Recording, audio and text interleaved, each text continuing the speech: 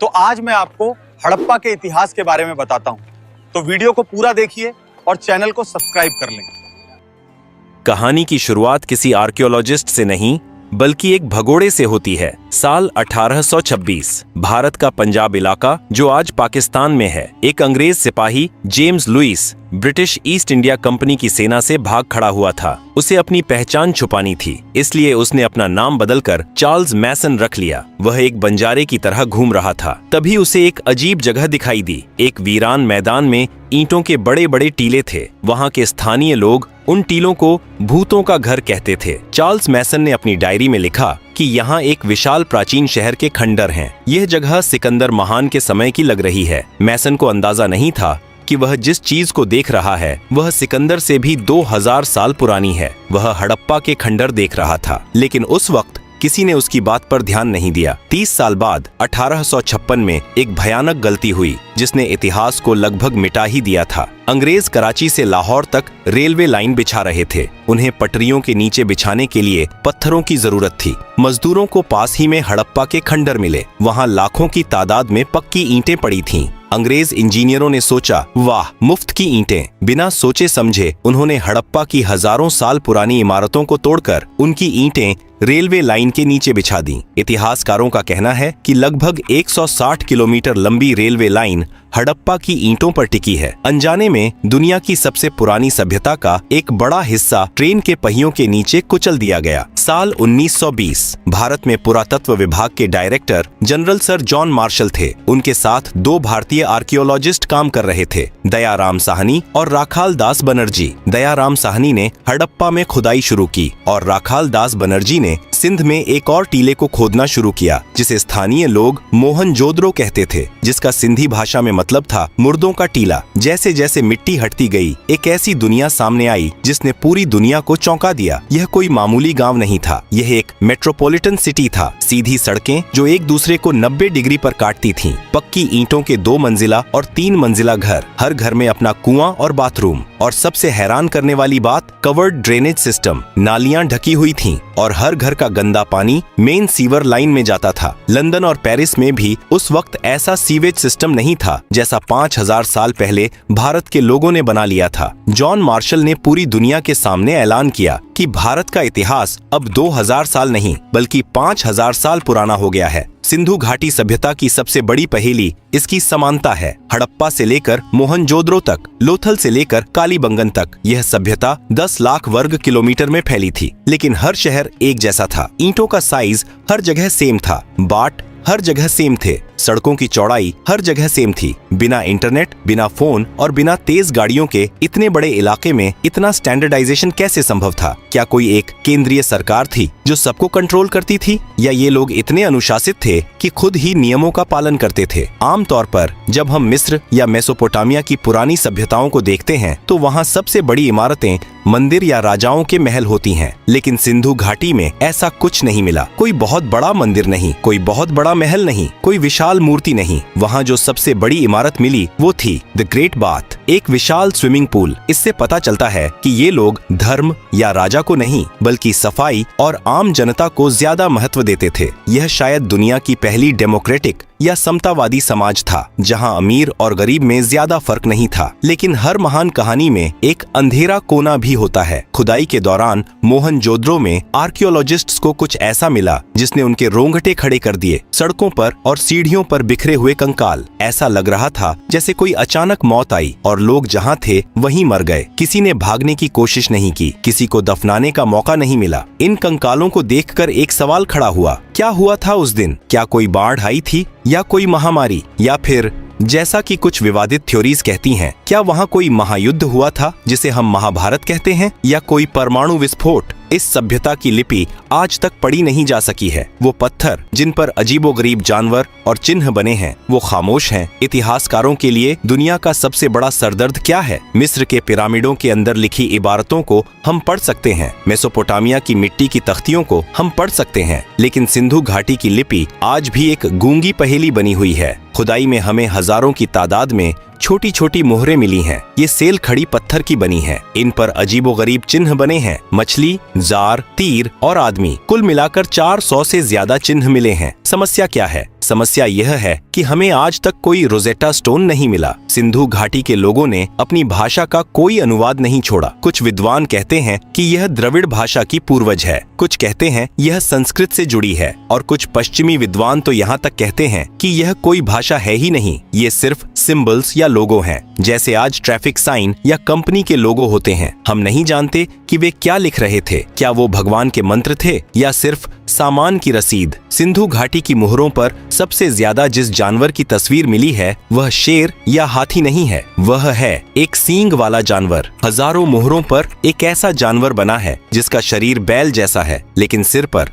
सिर्फ एक लंबा सींग है। उसके सामने एक अजीब सा स्टैंड रखा होता है। सवाल, क्या 5000 साल पहले भारत में यूनिकॉर्न होते थे? जीव विज्ञान कहता है नहीं। तो फिर ये क्या था? शायद यह एक बैल का साइड प्रोफाइल है जहां दूसरा सींग पहले सींग के पीछे छुप गया है, या शायद यह उनका कोई धार्मिक प्रतीक था जैसे आज हम नंदी या गरुड़ को मानते हैं, या शायद यह उस जमाने के सबसे ताकतवर व्यापारी या शासक वर्ग का बैज था। जो भी इस मुहर को दिखाता था उसे वीआईपी ट्रीटमेंट मिलता था। अब चलते हैं गुजरात के लोथल शहर में। 1954 में जब यहाँ खुदाई हुई तो एक विशाल ईंटों का तालाब मिला। पहले लगा यह कोई जलाशय है, लेकिन जब इसकी इंजीनियरिंग को समझा गया तो सबके होश उड़ गए। यह दुनिया का सबसे पुराना डॉकयार्ड था। सिंधु घाटी के लोग हाइड्रोलिक इंजीनियरिंग के उस्ताद थे। उन्होंने समुद्र और साबरमती नदी के पानी को शहर तक लाने के लिए एक नहर बनाई। उन्होंने टाइडल लॉक सिस्टम बनाया था, यानी जब ज्वार आता तो जहाज अंदर आ जाते और जब पानी कम होता तो लकड़ी के दरवाजे बंद कर दिए जाते ताकि जहाज कीचड़ में न फंसे। लोथल से मोहरें मिली हैं जो फारस की खाड़ी और ओमान की हैं। मेसोपोटामिया के राजाओं ने अपने लेखों में लिखा है कि वे मेलुहा नाम के देश से सामान मंगवाते थे। इतिहासकार मानते हैं कि मेलुहा ही सिंधु घाटी सभ्यता का असली नाम था। ये लोग दुनिया के पहले इंटरनेशनल बिजनेसमैन थे जो कारेलियन मनके, हाथी दांत और मोर निर्यात करते थे। मोहनजोदड़ो की खुदाई में 10.5 सेंटीमीटर की एक छोटी सी कांसे की मूर्ति मिली जिसे दुनिया डांसिंग गर्ल कहती है। यह मूर्ति उस जमाने की मनोविज्ञान और फैशन को समझने की खिड़की है। वह लड़की नग्न है, लेकिन उसके एक हाथ में ऊपर से नीचे तक चूड़ियां भरी हुई हैं। उसका एक हाथ कमर पर है और सिर थोड़ा पीछे झुका हुआ है। उसके चेहरे पर एक गजब का आत्मविश्वास है। ब्रिटिश आर्कियोलॉजिस्ट मॉन्टिमर व्हीलर ने कहा था कि इस छोटी सी लड़की के खड़े होने के अंदाज में एक अजीब सी अकड़ है, जैसे वो पूरी दुनिया को जानती हो। इससे पता चलता है कि उस समाज में महिलाओं की स्थिति दबी कुचली नहीं थी। वे कला प्रेमी थे, फैशन जानते थे और धातुओं को पिघलाकर ढालना जानते थे। अगर आप जानना चाहते हैं कि कोई समाज कितना खुशहाल है तो वहाँ के बच्चों के खिलौने देखिए। सिंधु घाटी से हमें हथियारों के नाम पर सिर्फ तांबे के छोटे चाकू या भाले मिले हैं जो शायद शिकार या सब्जी काटने के काम आते थे। वहाँ कोई बड़ी तलवार, ढाल या कवच नहीं मिला, लेकिन वहाँ खिलौनों का भंडार मिला है। मिट्टी की बैलगाड़ियां, सिर हिलाने वाले जानवर, सीटी बजाने वाली चिड़ियां, पासे और शतरंज जैसे बोर्ड गेम्स। यह एक ऐसा समाज था जो युद्ध पर नहीं बल्कि व्यापार और परिवार पर केंद्रित था। 700 सालों तक उन्होंने बिना किसी बड़ी जंग के शांति से राज किया। यह मानव इतिहास में दुर्लभ है। लेकिन 1920 ईस्वी के आसपास कुछ बदलने लगा। जो लिपि हजारों साल से एक जैसी थी वो गायब होने लगी। बाट और माप का सिस्टम टूटने लगा। लोथल का बंदरगाह सूखने लगा और मोहनजोदड़ो की साफ सुथरी सड़कों पर अवैध निर्माण होने लगे। वह महान अनुशासन, वो केंद्रीय शक्ति जो सबको जोड़े हुए थी, वो बिखर रही थी। और फिर लोग अपने भरे पूरे घरों को छोड़कर जाने लगे। क्या हुआ था? क्या प्रकृति ने बदला लिया था या कोई बाहरी दुश्मन आ गया था?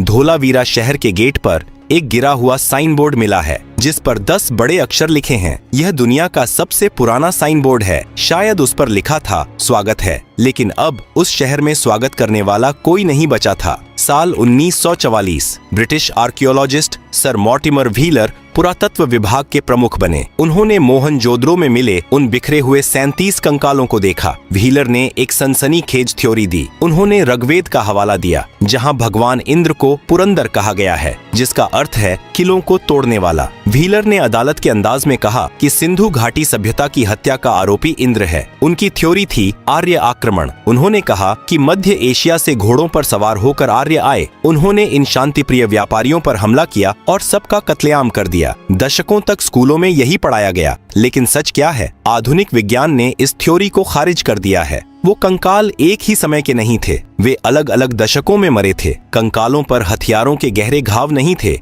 जो किसी बड़े युद्ध की ओर इशारा करते। राखी घड़ी में मिले डीएनए सैंपल से पता चलता है कि यहाँ के लोगों का जीन पूल हजारों सालों से एक जैसा था। कोई अचानक विदेशी बदलाव नहीं आया था। तो अगर युद्ध नहीं हुआ तो वो मरे कैसे? हत्यारा कोई इंसान नहीं बल्कि जलवायु परिवर्तन था। सिंधु घाटी सभ्यता सिर्फ सिंधु नदी पर नहीं बल्कि एक और विशाल नदी पर निर्भर थी, घग्गर हकरा नदी, जिसे कई विद्वान पौराणिक सरस्वती नदी मानते हैं। सैटेलाइट इमेजरी और भूवैज्ञानिक बताते हैं कि करीब 2000 बीसी से 1900 बीसी के आसपास हिमालय में बड़े भूकंप आए। इन भूकंपों ने जमीन को ऊपर उठा दिया और नदियों का रास्ता बदल दिया। यमुना नदी जो पहले सरस्वती में मिलती थी वह पूरब की तरफ मुड़कर गंगा में मिल गई। सतलज नदी पश्चिम की तरफ मुड़कर सिंधु में मिल गई। परिणाम, वह विशाल सरस्वती नदी जिसके किनारे हजारों शहर बसे थे वह सूखने लगी। सोचिए उस मनोवैज्ञानिक डर को, जब आपके शहर का कुआं सूख जाए, फसलें मर जाएं और बारिश होना बंद हो जाए। यह एक धीमी मौत थी। लोग भूखे मरने लगे और बीमारियों ने उन्हें जकड़ लिया। मोहनजोदड़ो के वो कंकाल शायद महामारी के शिकार थे,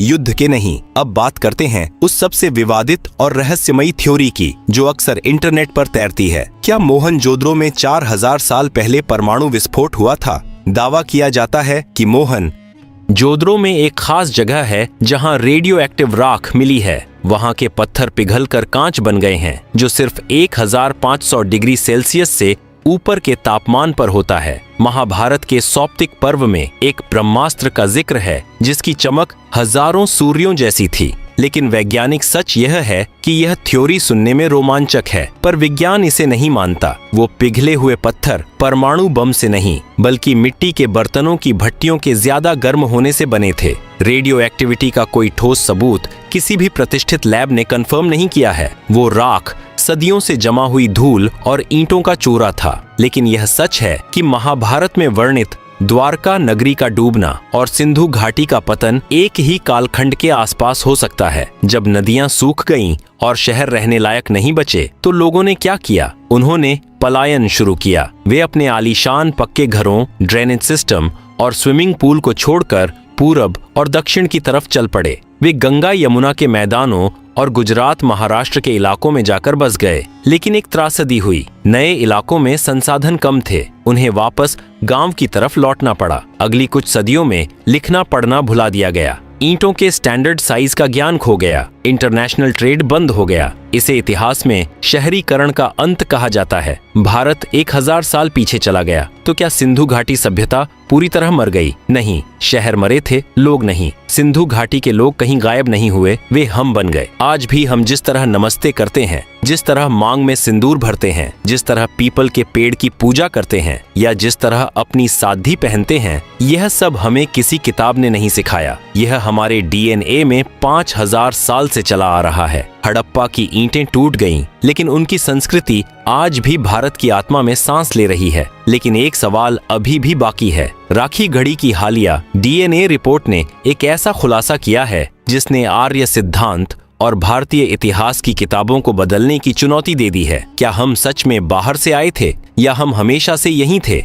हरियाणा का हिसार जिला, यहाँ एक गांव है राखी घड़ी। यह जगह हड़प्पा और मोहनजोदड़ो से भी बड़ी साइट मानी जा रही है। साल 2015 से 16 में यहाँ पुरातत्वविदों ने खुदाई की और उन्हें एक 4500 साल पुराना महिला का कंकाल मिला। वैज्ञानिकों ने इस कंकाल के कान की हड्डी से डीएनए निकाला। यह एक बहुत मुश्किल काम था, लेकिन कामयाबी मिली। 2019 में जब इस डीएनए की रिपोर्ट दुनिया के सामने आई तो इतिहास की किताबों में भूचाल आ गया। उस महिला के डीएनए में स्टेपी यानी आर्यन जीन का कोई नामो निशान नहीं था। यानी तथाकथित आर्य उस समय वहां मौजूद नहीं थे। उसका डीएनए आज के दक्षिण भारतीय और उत्तर भारतीय दोनों से मेल खाता है। निष्कर्ष यह है कि हम सब, चाहे उत्तर के हों या दक्षिण के, उसी हड़प्पा महिला के वंशज हैं। आर्य और द्रविड़ की लड़ाई शायद राजनीति ने बनाई थी। विज्ञान ने साबित कर दिया कि हड़प्पा के लोग ही आधुनिक भारतीय हैं। हम कहीं बाहर से नहीं आए,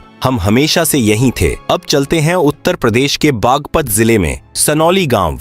यहाँ 2018 में ASI को कुछ ऐसा मिला जिसने इस धारणा को तोड़ दिया कि सिंधु घाटी के लोग सिर्फ शांतिप्रिय व्यापारी थे और लड़ना नहीं जानते थे। सनौली में जमीन के नीचे से शाही ताबूत मिले और उनके साथ मिले युद्ध रथ, तांबे की तलवारें, ढाल, हेलमेट और घोड़ों या बैलों द्वारा खींचे जाने वाले रथ। यह खोज 2000 BC से 1800 BC के आसपास की है। यह वही समय है जब महाभारत का युद्ध माना जाता है। सनौली के ये योद्धा बताते हैं कि हमारे पूर्वज सिर्फ ईंटें जोड़ना नहीं बल्कि तलवार चलाना भी जानते थे। यह खोज वैदिक संस्कृति और हड़प्पा संस्कृति के बीच की गुम हुई कड़ी हो सकती है। 5000 साल बाद आज हम 21वीं सदी में खड़े हैं। हमारे पास स्मार्टफोन्स हैं, सैटेलाइट्स हैं और बुलेट ट्रेन हैं, लेकिन क्या हम हड़प्पा वालों से ज्यादा समझदार हैं? जब मुंबई या दिल्ली में थोड़ी सी बारिश होती है तो सड़कों पर पानी भर जाता है, सीवर जाम हो जाते हैं। हड़प्पा वालों ने 5000 साल पहले ऐसी नालियां बनाई थीं जो कभी जाम नहीं होती थीं। उन्होंने पानी की एक एक बूंद की कीमत समझी थी। इतिहास की चेतावनी है कि सिंधु घाटी सभ्यता किसी दुश्मन की तलवार से नहीं बल्कि पर्यावरण बदलाव से खत्म हुई थी। उन्होंने नदियों के सूखने और मानसून के बदलने का सामना किया। आज हम उसी मोड़ पर खड़े हैं। ग्लेशियर्स पिघल रहे हैं, मौसम बदल रहा है। हड़प्पा के खंडर हमें चीख चीख कर कह रहे हैं कि अगर तुम प्रकृति के साथ नहीं चलोगे तो तुम्हारे बड़े बड़े शहर भी एक दिन मुर्दों का टीला बन जाएंगे। कहानी के अंत में आइए एक नजर अपने आप पर डालें। जब आप सुबह उठकर नहाते हैं, जब आप हाथ जोड़कर नमस्ते करते हैं, जब एक भारतीय महिला अपनी मांग में सिंदूर भरती है, जब हम पीपल के पेड़ या नंदी की पूजा करते हैं, यहाँ तक कि जिस शतरंज को हम खेलते हैं, यह सब हमें हड़प्पा सभ्यता ने दिया है। सभ्यताएं मरती नहीं हैं, वे बस अपना रूप बदल लेती हैं। सिंधु घाटी सभ्यता की ईंटें भले ही रेलवे लाइन के नीचे दब गई हों, लेकिन उसकी आत्मा आज भी 140 करोड़ भारतीयों के दिल में धड़क रही है। 1826 में चार्ल्स मैसन ने जिसे सिकंदर का समय समझा था, वह असल में हमारी अपनी कहानी थी। एक ऐसी कहानी जो कभी खत्म नहीं हुई। हम ही हड़प्पा हैं, हम ही मोहनजोदड़ो हैं।